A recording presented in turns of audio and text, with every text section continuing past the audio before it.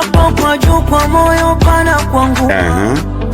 Kwenye ubongo kuna kakitu kanasumbua. Haki ya Mungu lile likenge lingeniua. Wewe. Hey. Oh yeah, Mr. DJ. Oya. Acha utani. Hapa kwa juu kwa ndani pana kwangua. Ogopa. Hapo mtoto wa mtu ashakuumiza, huelewi ni aje, tunafanyaje? Afu na yeye ajali. Kwenye akili huku kuna kitu kinasugua, ni yeye, huelewi. Sasa namna ambayo unaweza fix hii kitu, labda uende ukale ulabu utulizane kidogo, kichwa kikutane na vitu uko nacho akielewi, kitulie. Na hiyo nao sio healthy.